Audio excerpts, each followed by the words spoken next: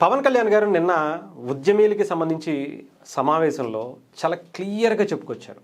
ఆయన హెల్త్ పరంగా ఎన్ని ఇబ్బందులు పడ్డారో, సినిమాల్లో చేసినటువంటి స్టంట్స్ వల్ల వచ్చినటువంటివి కొన్నైతే ముఖ్యంగా ప్రజల్లో తిరుగుతున్నప్పుడు ఆయన మీద చూపించేటువంటి విపరీతమైనటువంటి అభిమానం ఆయనకి ఎంత అంటే హెల్త్ పరంగా ఎన్ని ఇబ్బందులు తీసుకొచ్చిందో నిన్న ఆయన చెప్పినటువంటి పరిస్థితి చాలా క్లియర్గా, నాకు ఈ సమస్య వచ్చింది, ఇది వచ్చింది, ఇది వచ్చింది, ఇది కూడా మీరు ఇలా నా మీద నన్ను చేతులు పట్టుకుని లాగేయటం వల్ల అంటే కండ విరిగిపోయేంత స్థాయిలో మీ ప్రేమ నా మీద చూపించారు. ఈరోజు నేను పడుతున్నటువంటి ఇబ్బందులు నిజంగా నాకు ఏ రకంగా చెప్పుకోవాలో అర్థం కావట్లేదు. అటు సినిమాల పరంగా వచ్చేది కొంత అయితే, ఇక్కడ మీరు చూపించేటువంటి ప్రేమ నాకు ఎలాంటి ఇబ్బందులు తీసుకొచ్చిందో అనేది చాలా క్లియర్గా చెప్పారు. ఎందుకంటే పవన్ కళ్యాణ్ గారికి సంబంధించి ఆయన బయటకు వస్తే ఎలాంటి ఇబ్బంది ఉంటుందో మనం ప్రత్యేకించి చెప్పాల్సిన అవసరం లేదు. పవన్ కళ్యాణ్ గారిని కొంతమంది పాదయాత్ర చేయొచ్చు కదా, కొంచెం ఐదు చేయొచ్చు కదా, ఎప్పుడు ప్రజల్లో ఉండొచ్చు కదా అంటే, జనాలు ఆయన వచ్చేటువంటి మీటింగులకి ఏ స్థాయిలో ఉంటారో ఈ రీసెంట్గా మనం చూస్తూనే ఉన్నాం. ఆఖరికి పవన్ కళ్యాణ్ గారు ఎస్పీజీకి సంబంధించి చాలాసార్లు చెప్పారు, కేంద్ర గవర్నమెంట్ ప్రధానమంత్రికి ఇచ్చేటువంటి సెక్యూరిటీ కూడా పవన్ కళ్యాణ్ గారి దగ్గరికి వస్తున్నారు, ఆయన కూడా కలిసి ఆ మీటింగ్లో పాల్గొంటున్నారంటే విపరీతమైన తాకిడి ఉంటుంది, మాకు కొంచెం భయంగా ఉంటుంది అని చెప్పినటువంటి పరిస్థితి ఉంది.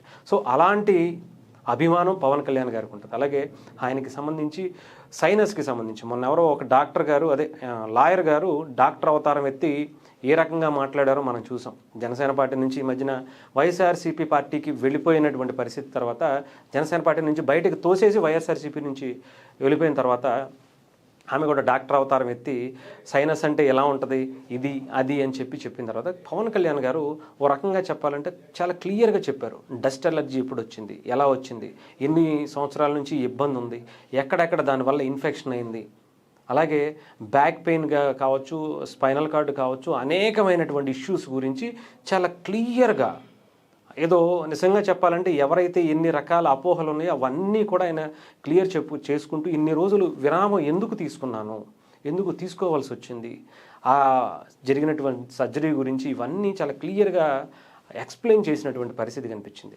పవన్ కళ్యాణ్ నిజంగా చెప్పాలంటే ఇన్ని ఇబ్బందులు పడుతున్నారా పవన్ కళ్యాణ్ గారు, ఇంత అంటే వ్యక్తిగతంగా హెల్త్ పరంగా ఆయనకి ఇన్ని రకాల ఇబ్బందులు ఉన్నా ప్రజల కోసం నవ్వుతూ ఎప్పుడూ కూడా ఆయన తిరిగేటువంటివి, ఆయన చేసేటువంటివి, పార్టీకి సంబంధించి కార్యక్రమాలు కావచ్చు, ఆయన శాఖకి సంబంధించి 2 ఏళ్లలో ఇంకా 2 ఏళ్ళు కూడా పూర్తి కావాలా, ఇన్ని అద్భుతాలు చేశారా.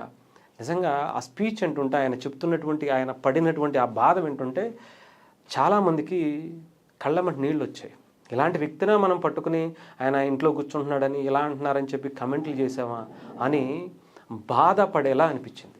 ఏదేమైనా కానీ చెప్తున్నాను కదా, పవన్ కళ్యాణ్ అనే వ్యక్తి ఆయన సినిమాల్లో చేసినటువంటి స్టంట్లు, అలాగే రాజకీయ జీవితంలో వచ్చిన తర్వాత ముఖ్యంగా అభిమానులు ఎక్కడా కూడా ఆయన విసుక్కున్నటువంటి పరిస్థితి చాలా తక్కువ సందర్భాల్లోనే చూస్తాం.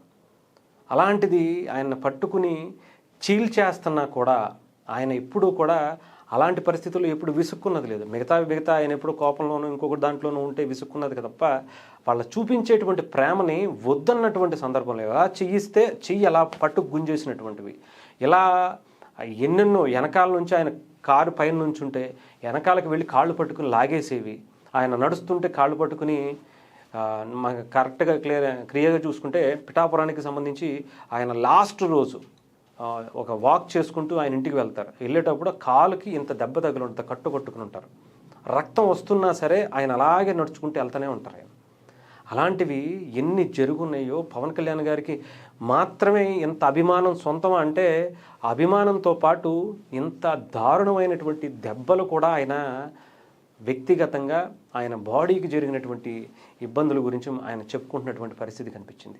ఇవన్నీ దాటుకుని పవన్ కళ్యాణ్ గారు ఇన్ని అద్భుతాలు చేశారు, ఆయన పార్టీని నిలబెట్టుకున్నారు.